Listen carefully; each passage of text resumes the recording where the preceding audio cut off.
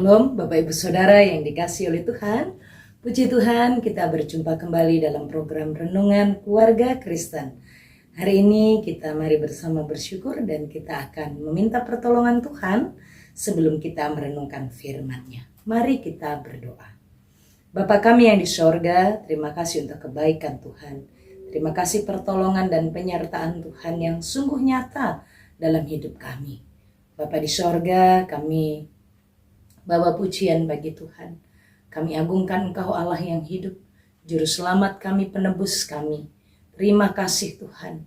Kami bersyukur Engkau Bapa yang baik, Engkau Allah yang perkasa, Allah yang dahsyat, memampukan kami melewati hari-hari hidup kami. Bahkan saat kami istirahat, kami tidak mampu menjaga diri kami sendiri. Tuhan sudah menolong kami. Terima kasih ya Tuhan, terima kasih. Kami mohon urapan-Mu, kami mohon pimpinan-Mu untuk kami merenungkan firman-Mu. Buatlah kami mengerti ya Tuhan. Demi nama Tuhan Yesus Kristus, kami mohon pertolongan Tuhan untuk hamba-Mu ini bersama Bapak Ibu Saudara di tempat kami masing-masing. Demi nama Tuhan Yesus kami mau merenungkan firman-Mu. Amin. Bapak Ibu Saudara yang dikasihi oleh Tuhan, perikop perenungan kita hari ini adalah Yehezkiel pasal 26. Yehezkiel pasal 26, Bapak Ibu Saudara, saya akan membacakan beberapa ayat saja karena di bagian ini ada 21 ayat. Dan mari kita bersama memperhatikan pembacaan firman Tuhan dari Yehezkiel pasal 26. Saya akan membacakan ayat yang pertama nanti sampai dengan ayatnya yang ke-10 saja. Mari kita memperhatikannya demi nama Tuhan Yesus Kristus. Pada tahun ke-11 dalam bulan yang tertentu, pada tanggal 1 bulan itu datanglah firman Tuhan kepadaku, hai anak manusia, oleh karena Tirus berkata mengenai Yerusalem, syukur, sudah rusak pintu gerbang bangsa-bangsa itu. Ia akan beralih kepadaku sehingga aku menjadi penuh, tetapi ia menjadi reruntuhan. Oleh sebab itu beginilah firman Tuhan Allah, lihat, aku menjadi lawanmu hai Tirus, aku akan menyuruh bangkit banyak bangsa melawan engkau. Seperti lautan menimbulkan gelombang-gelombangnya, mereka akan memusnahkan tembok-tembok Tirus dan meruntuhkan menara-menaranya. Debu tanahnya akan kubuang sampai bersih, daripadanya akan kujadikan dia gunung batu yang gundul. Ia akan menjadi penjemuran pukat di tengah lautan, sebab aku yang mengatakannya, demikianlah firman Tuhan Allah.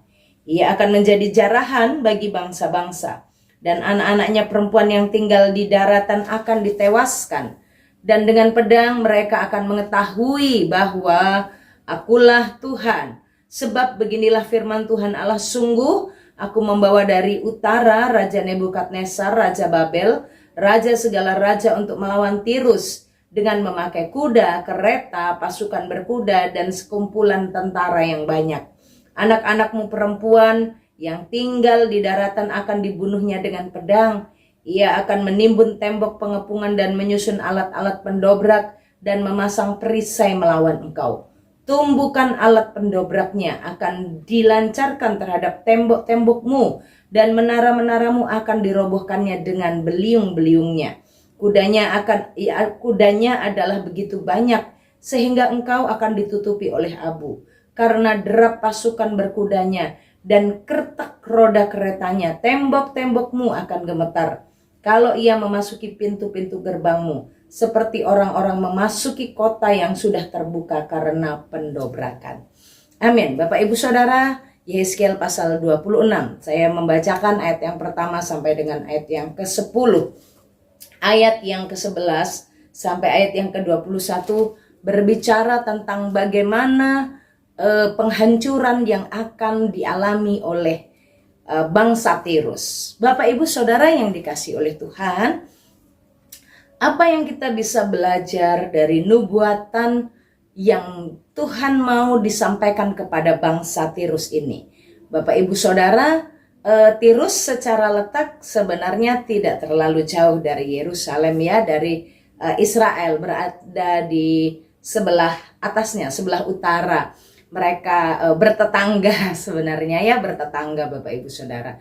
Dan Bapak Ibu Saudara, Tirus ini adalah kota yang sangat besar, adalah pusat kota perdagangan internasional. Di Tirus ini memiliki kapal-kapal yang besar dan memiliki kemampuan kekuatan perdagangan yang sangat baik saat melewati lautan-lautan. Bapak Ibu Saudara, Tirus adalah bangsa yang kuat. Tirus adalah bangsa yang jaya secara ekonomi karena ini adalah kota perdagangan. Tapi mereka bukan hanya kuat secara ekonomi, tapi juga kuat dalam keamanan mereka, dalam keberadaan tentara mereka. Maka karena kekayaannya, karena kemampuannya dalam perdagangan itu luar biasa terkenal, dan secara internasional bangsa-bangsa itu tidak asing lagi dengan bangsa Tirus. Bangsa yang hebat, bangsa yang pintar, dapat keuntungan yang besar, perdagangannya luar biasa. Dan inilah yang menjadi kekuatan bangsa Tirus sehingga mereka hidup dalam kesombongan mereka. Wilayah Tirus sebagian besar ada di wilayah pantai. Karena sebagai kota perdagangan, zaman dahulu jalur perdagangan itu adalah lewat laut ya Bapak Ibu Saudara. Dan inilah Tirus. Saat ini Tirus itu masih ada kotanya, bekas kotanya, itu disebut kota Tire atau kota Seor, itu berada di wilayah Libanon. Ada di wilayah Lebanon, tapi kerajaan Tirus itu sendiri sekarang sudah tidak ada. Kerajaan Tirus itu sudah tidak ada. Bekasnya ada, yaitu di wilayah Lebanon. Ya, Bapak Ibu Saudara yang dikasih oleh Tuhan. Apa yang kita bisa belajar? Kota yang dulu jaya, kota yang dulu hebat, kota yang dulu adalah pusat perdagangan internasional, yang memiliki kemampuan dagang luar biasa, memiliki kekuatan luar biasa, memiliki kekayaan luar biasa, dan kehidupan mereka begitu mewah. Kehidupan mereka penuh dengan sukacita, kegembiraan, karena itu adalah pusat perdagangan internasional. Tapi apa yang Tuhan lakukan? Apa yang Tuhan buat untuk mereka? Sebab mereka telah bersikap berkata kepada Yerusalem milik kepunyaan Tuhan. Tuhan menghajar mereka. Hal sederhana yang kita bisa belajar dari bagian ini.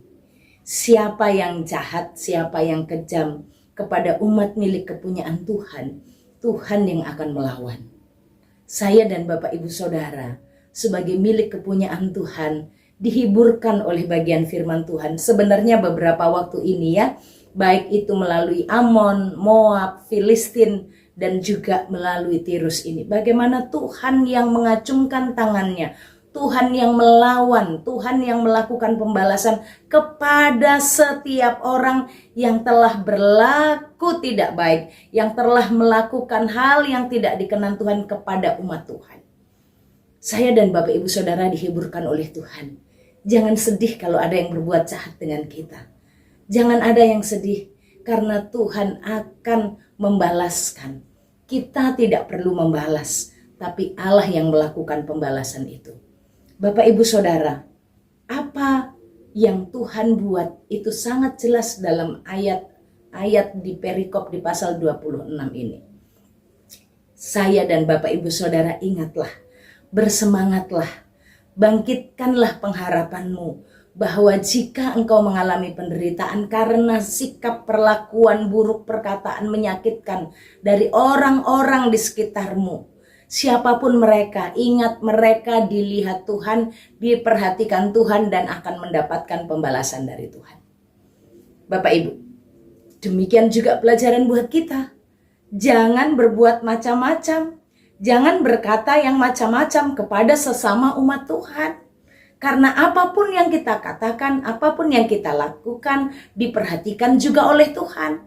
Saat kita berlaku tidak benar, saat kita melakukan hal-hal yang sudah disebutkan oleh Tuhan dalam bagian-bagian perikop ini, kita juga akan menghadapi kehancuran. Maka kita dihiburkan dan kita juga mendapatkan warning, peringatan bagaimana kita harus memperlakukan sesama kita, memperlakukan pasangan kita, memperlakukan anak-anak kita. Bapak Ibu Saudara yang dikasih oleh Tuhan, apapun yang kita katakan, apapun yang kita lakukan kepada saudara seiman kita, kepada saudara sepersekutuan kita, kepada saudara segereja kita, itu diperhatikan dan akan dibalas oleh Tuhan. Hati-hati. Bapak Ibu Saudara, apa yang Tuhan tegur dari Tirus sehingga Tirus dihancurkan? Karena Tirus dalam kesombongannya, dia bersukacita atas kehancuran kejatuhan Yerusalem. Bapak Ibu, Yerusalem itu dihancurkan oleh Nebukadnezar tidak dalam satu tahap langsung hancur ya. Dimulai dari penyerangan-penyerangan, lalu ada pengepungan, dan puncak kehancurannya itu di tahun 586 sebelum Masehi. Jadi tapi ini peristiwa terjadi sebelum 586, maka Tuhan menyampaikan nubuatan itu. Bapak Ibu Saudara, pada awal-awal penyerangan, pada pembuangan pertama, termasuk yang ada Yehezkiel di dalamnya, ikut di dalam pembuangan itu, bangsa Tirus ini bersukacita. Dia berkata di dalam ayat yang kedua, syukur, sudah rusak pintu gerbang bangsa-bangsa. Dia bersukacita atas kehancuran tetangganya. Dia bersukacita atas kehancuran Yerusalem.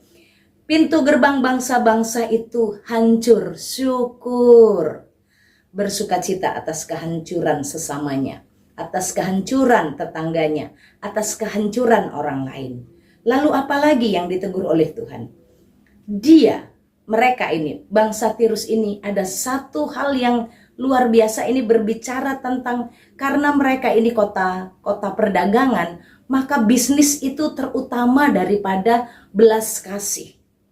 Pada saat lihat Yerusalem hancur, yang ada di otak mereka adalah aku akan dapat keuntungan. Aku sekarang akan jadi penuh, mereka runtuh. Aku yang akan dapat keuntungan. Bapak Ibu Saudara, kejam sekali. Orang-orang Tirus ini mengambil orang-orang dari Yerusalem yang melarikan diri, mereka tangkap dan mereka jual sebagai budak.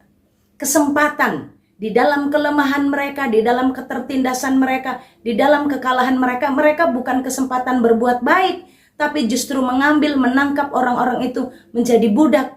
Mereka menangkap orang-orang Israel, orang-orang Yerusalem, dan diserahkan kepada Edom. Edom juga demikian, dan menjualnya lagi kepada bangsa lain. Kesempatan mendapatkan keuntungan dari penderitaan orang lain. Kesempatan mendapatkan cuan karena perdagangannya. Jadi sampai dalam kehancurannya pun orang lain dilihat sebagai ini mendatangkan keuntungan, ini bisa dijual ini. Mereka datang bukan hanya mengambil orang-orangnya, mereka menyerang juga mereka mengambil harta-harta yang bisa mereka ambil dari Yerusalem. Kejam sekali. Padahal ini adalah kesempatan untuk mereka berbuat baik. Tapi kesempatan ini mereka lihat karena mereka pedagang ya. Bisnis yang dilihat, ini apa nih yang mendatangkan keuntungan buat aku. Hati-hati. Bapak Ibu Saudara, mereka mendapatkan keuntungan di dalam kelemahan, di dalam kehancuran. Bapak Ibu Saudara, apa yang Tuhan lakukan untuk mereka? Mereka akan dihancurkan dan dihabiskan. Pelajaran buat kita hari ini. Jangan sombong dengan kekayaan, dengan keuangan, dengan kenyamanan, dengan keamanan. Saat engkau sombong, engkau dihancurkan oleh Tuhan. Tirus tidak berbekas kerajaannya, hanya ada puing-puingnya, tembok-tembok kotanya yang menggambarkan bahwa ini dulu bangsa yang sangat besar. Itu yang bisa dilihat orang. Menjadi sebuah pelajaran, kekayaan itu bisa hancur. Kekuatan itu bisa hancur. Dan bisa lagi tidak bermanfaat apa-apa lagi. Ya, untuk tempat wisata, karena menjadi bagian dari kota yang dipelihara untuk menjadi wisata oleh UNESCO. Itulah Tirus. Tapi apa? Di mana keberadaan kegigihannya sebagai pusat perdagangan internasional? Sudah nggak ada lagi. Bapak Ibu Saudara yang dikasih oleh Tuhan, kita melihat bagaimana bangsa yang memanfaatkan kelemahan orang lain ini menjadi pelajaran buat kita. Mari kita miliki kasih. Anak Tuhan, kasih itu di atas bisnis. Bisnis itu didasarkan kasih. Bisnis yang di dalam Tuhan akan mendatangkan berkat yang luar biasa. saat kita berhitung, saat berdagang, saat kita bekerja. Lihat, jangan gunakan kehancuran, kesalahan orang lain untuk engkau naik, untuk engkau mendapatkan pujian, engkau menjadi pencuri tulang. Engkau memanfaatkan situasi, kegagalan, kehancuran orang lain untuk dirimu mendapatkan keuntungan. Hati-hati. Bapak Ibu Saudara, saat berjualan, saat usaha, berdagang, saat apapun yang engkau lakukan, lakukanlah di dalam kebenaran. Lakukanlah di dalam kasih. Jangan, sekalipun itu saudara, seiman, saudara persekutuan, akhirnya banyak anak-anak Tuhan yang terluka, kecewa, bukan karena orang lain, tapi justru yang berbuat jahat itu adalah anak-anak Tuhan yang Kristen sendiri.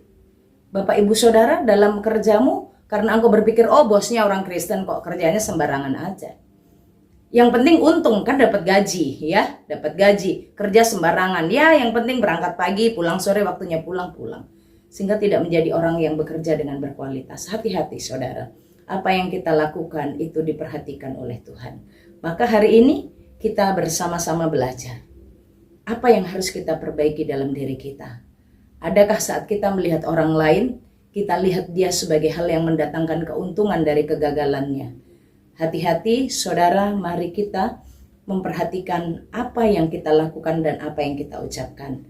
Lihatlah kegagalan, kejatuhan, kesulitan orang lain adalah kesempatan untuk kita mengasihi. Mari kita berdoa. Bapa kami yang di sorga, terima kasih untuk firman-Mu. Tuhan menolong kami, Tuhan berkati kami. Bapa, pimpinlah kami terus memiliki kepekaan di hati Tuhan. Kepekaan akan hati Tuhan ada di hati kami. Sehingga saat kami melihat sesama kami dalam kesulitan, adalah kesempatan untuk kami mengasihi, kesempatan untuk kami menolong, kesempatan untuk kami berbuat seperti yang Tuhan lakukan. Dan mampukanlah kami melakukan itu mulai dari keluarga kami, mulai dari saudara-saudara kami. Tuhan berkatilah kami dan Tuhan pimpinlah hidup kami. Sepanjang hari ini kami mohon Engkau menjaga, melindungi kami, dan kami mau melangkah dalam berkat-Mu. Jika ada Bapak Ibu Saudara yang sakit, Tuhan pulihkan. Jika ada yang berduka, Tuhan hiburkan. Jika mereka ada dalam kesulitan, Tuhan berikan jalan keluar. Mampukan dan berkati anak-anak-Mu menangkap isi hati-Mu dan apa yang Tuhan sedang mau nyatakan di balik semua pergumulan yang mereka alami. Terima kasih Tuhan. Kami mohon dalam nama Tuhan Yesus Kristus. Arahkan hatimu dan terimalah berkat Tuhan. Tuhan memberkati engkau dan melindungi engkau. Tuhan menyinari engkau dengan wajahnya dan beri engkau kasih karunia. Tuhan menghadapkan wajahnya kepadamu dan beri engkau damai sejahtera dari sekarang sampai selama-lamanya. Amin. Shalom, Tuhan Yesus memberkati.